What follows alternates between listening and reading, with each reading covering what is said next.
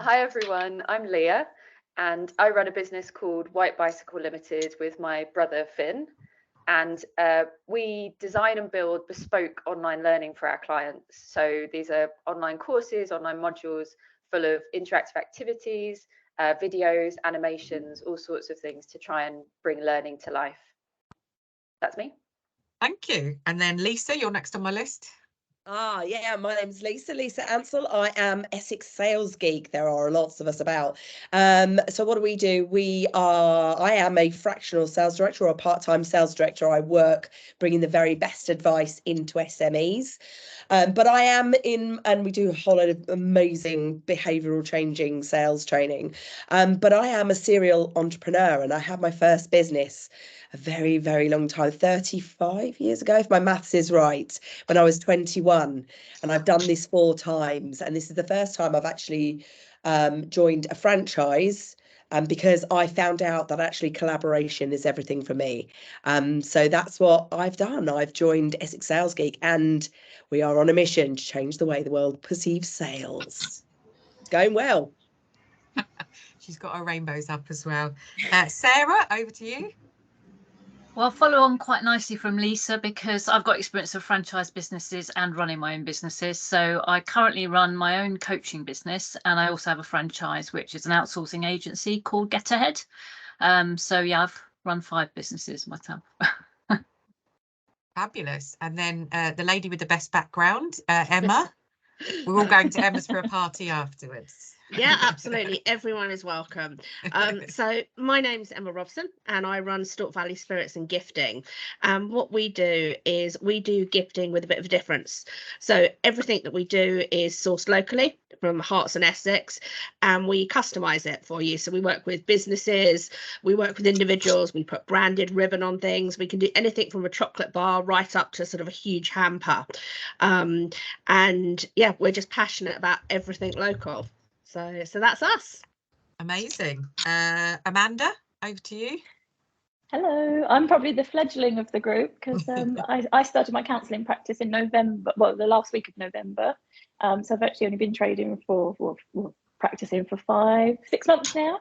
And surprisingly, I was commendated at the Colchester Business Awards for Best New Business, which was a complete gobsmack to me because I set out to just make a difference to the families that I work with. But so very much new to business and it's all very fresh. I'm still very currently going through it.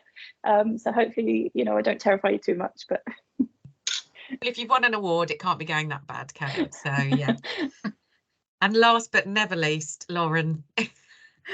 Hello, I'm Lauren. I'm founder of a UK-made reusable period pad brand, niche, called Wear 'em Out. And we are on a mission to reduce the 200,000 tonnes of menstrual waste that is currently hitting the UK landfills per year. Since our launch in 2020, that year, we saved a potential of up to 8 million disposable menstrual products being flushed away into our seas or thrown on landfill where they will sit for up to 800 years. So that's what we do, or I do, actually. Fabulous. Okay, so I thought we would start at the start and first of all sort of talk about the transition into starting a business. So, did you come from another job? Was it a hobby that you turned into a business? Or, did something happen to trigger it? So just, tell us your experiences of how you got into a startup. So, Amanda, you seem like a good person to start with, seeing as yours is nice and fresh. I'm not war torn yet. For me, it was always a passion. I did a degree in therapeutic care and training, wanted to pursue that further, but just couldn't justify, with a young family at the time, couldn't justify dropping a salary to do my master's, which would have allowed me to be a psychodynamic counsellor, which is what I now am. I was made redundant in 2021, which was a real killer of a year because all of the furlough schemes were ending. So there was a lot of unemployment.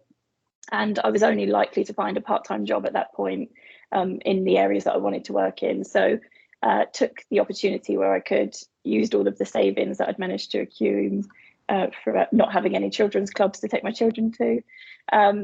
all of that money that was sort of, I squirreled away. We were going to buy a house, but thankfully I put that to one side, and my husband supported me in terms of saying get a part-time job and do the masters. So I did, and I was able to fit that in because of all the other commitments not being so active at that point. Yeah, so for me it was very much a passion, and I think that's something I'd say, if you're really passionate about what you do, it doesn't feel so much like a job. Yeah, I think that's probably true of sort of working in a workplace as well, isn't it? Yeah. And Yeah. Lisa, did yours come from a sort of a passion as well, or? I think because I've had several businesses, I think it was always a passion to be better. So I have this awful, amazing drive that has, you know, two real kind of polaric things about it, is to just do better. And I think the first business I had, I was in estate agency for a really long time, saw the massive issues.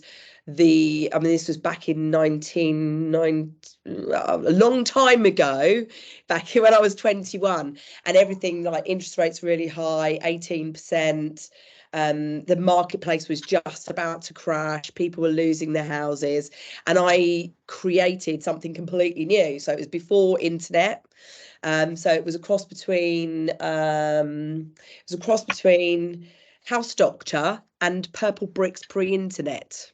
So that was my first idea, which was really, really great. And I did that, and earned money really quickly. Saved people a lot of money. So it is about doing better. The next time was in recruitment, and I went into there because it was high growth, cash rich, low startup costs, me and a computer, people orientated, and I built it from there. So I understood that, and I did 13 months in sort of like an apprenticeship, went and joined someone, learned everything about search and selection, and just went, I can do this so much better. And then I did it better, and then I did that for 14 years. This one in particular is really interesting because I've been a fractional sales director for the last 12 years, just pretty much almost like semi-retired, working a couple of days a week, just blagging it, just, you know, doing whatever I needed to do, doing that true work-life balance because I just couldn't be bothered. And then everything changed for me. I needed to have an external purpose and passion. And that brings me around to actually, then I was in agile transformation, traveling all around the world, being nice to people, and then got grounded by COVID, as everybody else did. So then came a Sales Geek. They came in, and I realized through my agile stuff that I was better collaborating. So I'm only ever need to be better than everybody else that's around me. And if I'm the most intelligent person in the room, I'm in the wrong room, right? So that's why I went with Sales Geek. Could easily have done it my own, could carried on doing it, but joined Sales Geek because they're just mind-bogglingly brilliant. And it's a much bigger passion, purpose, mission, all of that. You know, we're now all over the world. It's just crazy, and it's a great place to be. But also, I'm focused on the local community, so I'm doing it. It's always about being better, helping, reciprocity, you know, creating better things for better people, you know, just helping people move their lives along. That's always been my drivers. So that's kind of always where I start. And I think if you start from that reciprocity place, you can't go far wrong. Yeah, fabulous. And Emma, how did Stork Valley sort of start its life? Really quickly. I mean, I was made redundant during the pandemic. Didn't have a clue what to do. I'd been in a career and worked my way up for 18 years, and it was all I'd ever done. Same company, straight out of university, and I used to spend a lot of time traveling overseas. And of course that couldn't happen, and eventually I was made redundant, and I was devastated, in all honesty. And I just thought, I don't know what to do, because I've been with this company, all of the companies doing the thing that my company did was they weren't able to trade. So I had to think of something, and I love local, absolutely passionate about local, always shopped at farmers markets, tried to support local businesses. One of the things that I love doing is going out and exploring what we've got locally, because I think we've just got so many amazing things in our local area, so many local businesses, producers, etc. So I'd always joked with my cousin, that one day I could set up selling his range, which is the drinks that are behind me. And that same day as getting the redundancy letter, I thought, well, maybe I could do this, because before it hadn't been enough money. It wasn't what I wanted to do. So I phoned him up that day, and the next day Stork Valley Spirits was born. And 6 weeks later, we were trading with our first wholesale order. And we grew from there, and we started off just doing drinks. Then we expanded into local chocolates. And then now we work with probably about 60 different local producers doing a range of local produce gift hampers, but everything has to be local. And I absolutely love it. And like Lisa, I think it's about supporting the community as well, because it's not always just about me. The people in my hamper and the people that I work with, they're getting so much out of it as well. And we do a lot with local charities, fundraising, etc. We do things like with our local college. We've got a project at the moment we're doing. So that's kind of how we started. And yeah, we've just grown. Do you think, I get the impression, obviously, like the pandemic was a huge thing, wasn't it? So I wonder how sort of be interesting, wouldn't it, see the statistics of kind of businesses that grew out of the pandemic, and maybe it gave everyone that sort of community spirit, and everyone looked a bit more locally about what they could do for their sort of local community and start up their own businesses around there. Was anyone else's sort of born out of COVID? Yeah. Yeah. Yeah. Sarah, what's your journey into starting your businesses? Well, my background is in the travel industry, so yeah, that was definitely affected by COVID. But my first sort of big career break was basically setting up a business unit for an existing big travel agency, and that was just an amazing experience, because it was almost like running my own business, but within a business, because it was starting it from scratch, building the team. So I had about 15 people in the team by the time I left.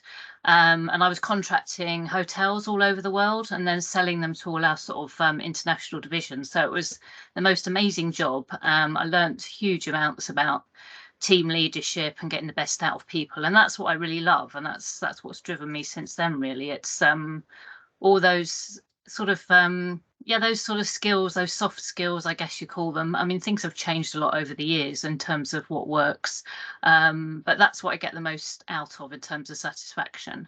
But yeah, when I decided to leave there, because I basically got to the point where, it sounds a bit corny, but my job was done. The team were like just running it without me. I could almost just step away from it, but it wasn't my business. I was employed, so in the end, I decided just to take a year out and do an MBA. So I did a master's degree full time, and then thought, what next? And I was actually approached from someone that I worked with in the previous company about a new business idea.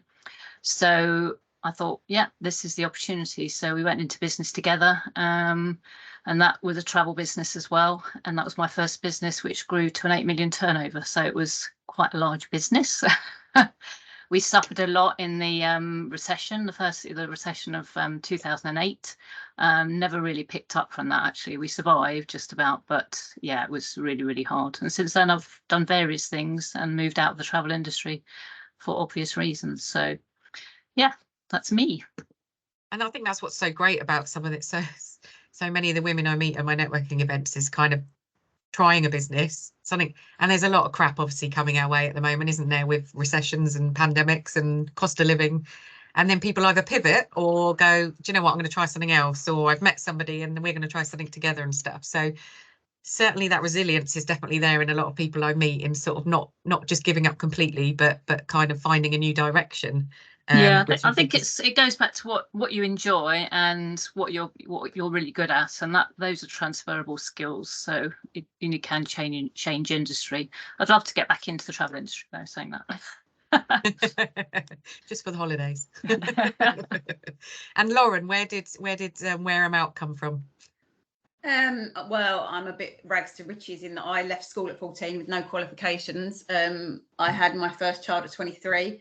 I then went on, had 4 kids in total, and then I was kind of dabbling in stuff. I've never had a career. I've never worked in business. It's always been odd jobs here and there.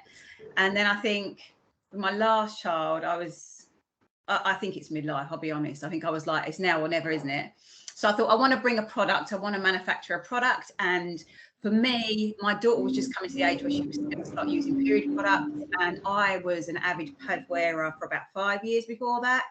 But I hadn't found a brand that would talk to my daughter's generation and to her friends, or that would be seen in the mainstream press, or that would open conversations around menstrual care, menstrual hygiene, menstrual health. So I set about creating the pad that I wanted, that would be seen in the places that wasn't being seen. So I wanted to bring the conversations to the mainstream. So yeah, 2019 decided that's what I was going to do. I spoke to my friend about making them on a sewing machine. I bought this bit of fabric from a craft centre, and I was like, right, I know what I want it to look like. This is what we're going to do. She took it home and said, Lauren, it's broken my machine. The fabric's too thick. And then I just thought, actually, I'm going to get a proper designer and make it the best pad on the market. And it kind of just snowballed from there. And then the brand was built, and we got a lot of early press. Everybody was at home for COVID, so I think there was more opportunities for people to build their confidence and dabble in the reusable market. So that really propelled us those first couple of years. And yeah, I'm still just doing. You know, it's hard this at the moment. Brexit has done no good for small business whatsoever. We've obviously been challenged, and we're all a bit fatigued, I should imagine. I know I am, but yeah, we continue on. We had a passion, and we keep going, right? Yeah, and I think again that's another thing I find with a lot of the women I meet is that it's that desire to want to solve a problem. It's that, you know, something happened to me, or I encountered something and I thought I'm going to try and solve that. And I just think that's just such a great sort of quality in a lot of the women I meet is it's not working, I'm going to fix it. So yeah, I love that. So Leah, coming to you last, obviously, and yours is slightly different because you obviously run it with your brother. So is it something that you sort of talked about since childhood, or? Oh God, no, absolutely not. We stumbled into it. So I'd worked in online learning for about 6 or 7 years, and to be honest, I was just fed up with working for other people, working huge amounts of overtime, basically to line someone else's pocket, and having a lot of pressure put on me to perform and to do my job really well, but not having any of the sort of flexibility or control to create an environment where I felt like I could work well. So after sort of 6 or 7 years working for a startup and then for a university, I decided to go freelance. I'd always wondered about being my own boss, and I thought, this is a good time, I'll give it a whirl. And I freelanced for a couple of years. And during that time, Finn, who's 10 years younger than me, graduated university, didn't really have a clue what he wanted to do. So I had quite a lot of work coming in at that point, and I said, well, why don't you help me out? There's some of this work you could definitely pitch in with. So we started working together. Both genuinely thought it would just be a temporary thing while he applied for other jobs and found his feet. And it just worked. Like, you know, we're really close, we get on really well, which helps. But our skills seem to complement each other, and it just took us both by surprise. You know, we were like, oh, there's something here, this is working. And I reckon we freelanced together for sort of 2.5 years, and then reached a point where we said, okay, actually, let's take the leap, let's make this a business, a limited company. So we set that up together. So freelancing was a really good way for me, for both of us, to sort of test the waters, get a feel for what it would be like to work for ourselves, to build up some loyal clients, and to start to figure things out. And then we sort of pressed the button and set up the company in December 2019. A couple of months later, the pandemic hit, and it was pretty surreal actually, because we had all these projects lined up, and basically all of them got cancelled or postponed because everyone went into panic mode. And meanwhile, lots of well-meaning friends and family were messaging me going, everyone's talking about online learning, you guys must be doing so well. And I was like, no, I'm sitting here like stressed, worried that I'm not going to be able to pay the mortgage. So that was our sort of slightly strange journey into business. And I would say that bit with the pandemic, when, you know, all the works suddenly seemed to disappear, it's the sort of thing that you wouldn't ever choose to go through, but actually if you can go through it and survive it and come out the other side still in business, that's a pretty good feeling. And yeah, it's I think you forget sometimes, but it's really good just to take a moment every now and then and go, do you know what, we're still here. we're doing okay, we must be doing something right. We'll start moving into the topic of money, because that's obviously a big thing that everyone's sort of, you know, when they're starting their startup, there's a lot of questions that I get asked. How am I going to fund it? You know, where am I going to get the money from? So I'm quite curious, and I'm not going to sort of direct it. You can just jump in the panel, just stick your hand up for whatever, just jump in. But kind of, I had a speaker at one of my events the other day who had been running a business for a couple of years and hadn't paid herself a wage in that 2 years. So she's kind of kept her business going, but hasn't actually paid herself any money. So I suppose I'm just curious, you know, how did you fund the beginning of your businesses, if you don't mind sharing that, you know, and how long was it till you saw a benefit and got you to pay yourself a wage, really? So if anyone wants to be completely honest about the money side of their business, then go for it. Lisa, you put your hand up first. Oh, you're on mute. There's always one, isn't there? There's always one, isn't there? There's always one, and it happens to be me. It's because I have to mute myself sometimes. So I think whenever I've been in the uncomfortable position where I've always been the main breadwinner or the only breadwinner.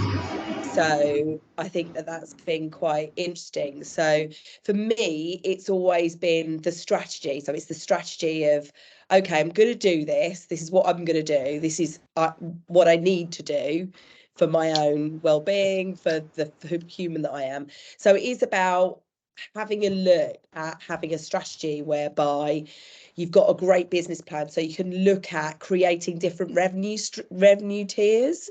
So for me, it was like, right, okay, what's the short stuff? What's the immediate stuff? Maybe what's some of the lower ticket items? What are the quick wins? What are those sort of things? So, and in each and every one of my business, I've gone, right, okay, what's my first hit? What is the thing that people are going to pick up at first, which are going to be, and they tend to be lower ticket items, you know, things that are more accessible, a lot of give to get, but realistically, the more accessible piece. Then the medium term is when you can start really speculating, when you start building quality and value, your give to gets, your free offers, your suck it and see type things. So that tends to be, and those ticket items tend to be slightly higher. And then when you're looking at the longer term, having a look at branching out into those premium stuff, that value stuff, and sort of almost chipping away. So because there's only you as a resource unless you actually turn around and have other people that join you. So then you run out of resource, time and space fairly quickly, probably around the middle stage, until you're ready to make that leap of employing other people. But at that point, you start chipping away at maybe the lower ticket stuff. So for me, it's always been about really having a strategy whereby you can make something pay quickly and giving yourself smaller goals. You know, sometimes it is going from month to month or week to week or day to day. But that's kind of how I've approached it. And my first business was me, a telephone and a computer. So that wasn't a very, and literally in my front room. And I think that's where an awful lot of us start and sort of test the market and understand where we are, and it's all entrepreneurs. We jump off a cliff and invent the plane on the way down. I like that. I'm going to use that. Lauren, you sort of put your hand up at the beginning as well. I just think this is a part of the conversation that needs to be had more around startup businesses, because there's so many hidden costs that you are not even beginning to be aware of from the start. Mine's slightly different in that it's a product business. So obviously in our first year, paying for stock up front, it was unbelievable, the amount of money we had to spend ahead on stock. And obviously you haven't had the sales in to pay for the stock ahead. And what happened with us is, so we invested our own money first, £36,000 of our own money. We've had no investment. It's been a personal project for us, myself and my husband. And we ordered in our first lot of stock, and I really underestimated how big it was going to get and how quick. And we were getting 2,000 pads a week coming in from the factory. Thank God we were in the UK because of COVID. But for us to be able to fulfill, you have to guess how many sales you're going to make, obviously, and you have to buy the stock. So we were growing so fast, we were buying stock in such large numbers that there was no profit And also, we don't talk about the monthly cost of running a business. My business cost me £6,000 a month to run before I've sold a thing. So, you know, when you talk about money in business, you have to talk about it in the bigger picture. And I think that's the difference between service and product. Obviously, service, there isn't so much expenditure. For product, there is. So to give you a rough idea of what we've done, and I don't mind disclosing my numbers because I think it's a really important part of the business conversation. We've done about £900,000 worth of sales. I haven't taken a penny wage out of that business in 3 years, because everything gets reinvested and reinvested and reinvested. And I'm not actually, when I'm looking at projections, I'm not actually looking to take any money out for a while, because, you know, sales slowed down after COVID. I'm sitting on so much stock now because we projected that I've got to just slow down, batten down, try and keep costs to a minimum, but always factoring in that there's going to be this monthly expense of £6,000 or whatever, and being ready to pick up the slack should the sales not be there. It's a real, what is it they say? Cash is king. Like the numbers, look at the numbers. The first year I didn't look at the numbers, biggest downfall I ever made in my business, biggest fail or whatever. But the numbers, that's why the conversation has to be had, and it has to be done unashamedly. And they have to be figures on a page rather than emotional attachment to how much we've made this year and all of this. It's got to be just kept really clean, I think. So great question, Eve.